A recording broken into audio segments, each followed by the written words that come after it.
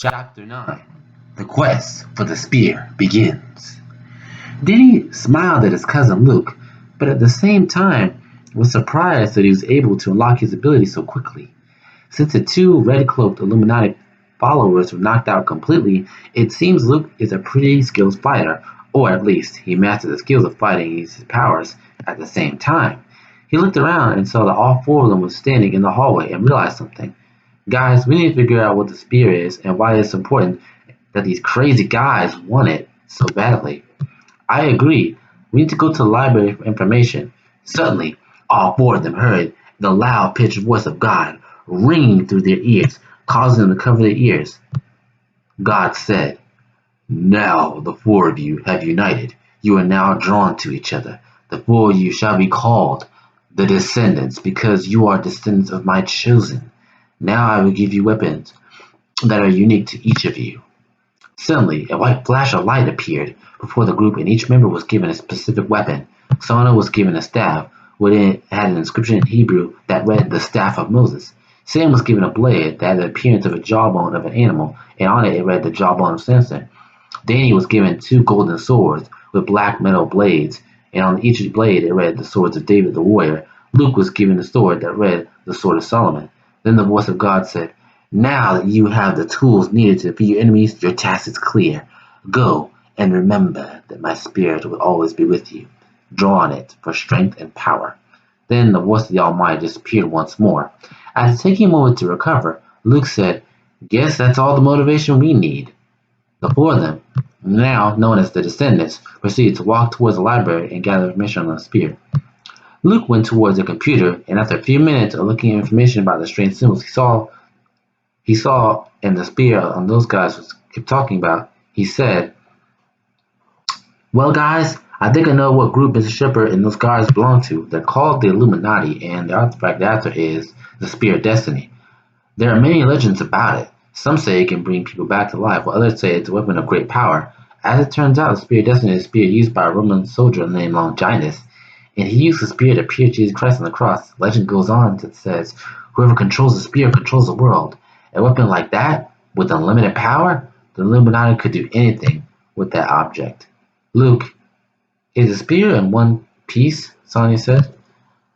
"Unfortunately, no, Sonia. Many have searched for the spear to obtain its divine power, but according to the websites, the spear is split into three pieces across the world in hopes of never being united." "How did the spear get split in the first place?" Sam said. Luke responded, "Well, like I said before, many groups over centuries have searched for the spear. According to the conspiracy website, Adolf Hitler tried to use the spear's power, but failed and as a result lost World War II. Luke, do you have any idea where the spear could be now?" "Well, you could try to look for one of the soldiers during World War II that found the spear, or we could try to look for three possible locations ourselves," Luke replied. "I guess we could find one of the Allied soldiers. If he's still alive, he'd probably be in his 80s and at his house." "Luke, can you search for retired veterans living in a housing complex?" Sonia asked. Luke looked on Google for nearest hospital and in a few seconds found one. The closest hospital complex in University Square Senior Housing. It is about 15 minutes from here, and only a veteran lives there is Chris Matthews. "You have the address?" "Yes." "Then let's go."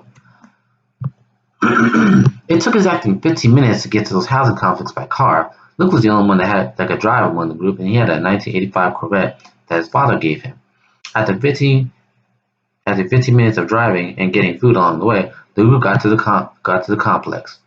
When they entered the building, Luke walked over to the nurse taking care of Chris Matthews and said, "Is Chris Matthews, the World War II veteran, here? We need to talk to him." "Yes, of course. He's in his room, and I'm glad to tell you his room number is 109. Thank you." All four of them walked down to room 109, but something was wrong. The door was already opened. Luke then opened the door, and only to find a gun pointed at his head at the older man. He was barely holding a shotgun, pointed at them, and said, "Walk in the door, slowly, lock it, and hands where I can see him." Luke and the others did what he said and locked the door. All four of them had their hands up. Then Luke said, "Chris Matthews, we're not here to hurt you." "How do I know you're not one of those strange cult people looking for the pyramid symbols on them? Looking for some mystical spear?" "Because if you're with them, you'd be dead by now. But we're not killers. My name is Luke, and the others are Danny, Sonia, and Sam." "Show me your weapons," Chris Matthews replied. One by one, they all took the weapons and showed them to Chris, who was amazed by them. Then he said, "You're the special children, aren't you?" "How do you know that we're special?" Danny replied. "Because back when me and my fellow comrades discovered the Spear of Destiny in Austria-Hungary, an angel of the Lord appeared to us. He told us to split the spear into 3 pieces, that one day 4 special children would join together to find a spear and stop a great evil. After the war, my friends Jake and Robert took the spear and split up into 3 pieces and scattered them across the globe. The first piece is the Eiffel Tower in Paris, the second is the Great Wall of China, and the last piece is in Jerusalem. But beware, there are enemies everywhere, so watch your back and be on your guard. Thanks for helping us.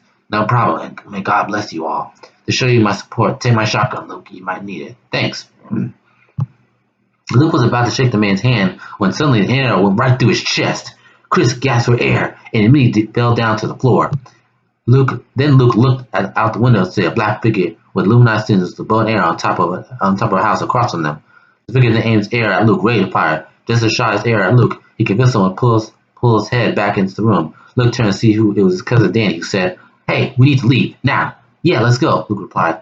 Danny and Luke, accompanied by Sonny and Sam, all grabbed the weapons from God and left the room. As they started to run, they followed 4 black and red cloaked figures with red eyes and black swords. Luke said, "Guys, we don't have time for this. Get us location speed or else." "You have to catch us first," Dan replied. Then Danny reached out his hand. All 4 of the red cloaked figures were suddenly behind him several feet. He suddenly realized that he could teleport. Saying noticed his 2 and smiled. He punched the ground, causing the floor to crack around the enemies, causing them to fall to the ground below. Luke then grabbed Sam and Sonny and used super speed to run towards Danny. Groot quickly left the house. They saw Luke's Corvette with haste got into the car and started driving. Luminous Primes were right behind them. They all watched as they summoned 4 hellhounds after them. Luke looked around and said, "Danny, we need to get out of here." "Don't worry, I got this." Danny grabbed his door and concentrated on the location of the first piece in Paris. He then concentrated on teleporting by focusing the imagery of Paris, such as Eiffel Tower. In an instant, all 4 of them were in the city in Luke's car. If they're going to find the 3 pieces of Spirit of Destiny, Paris would be a good place to start.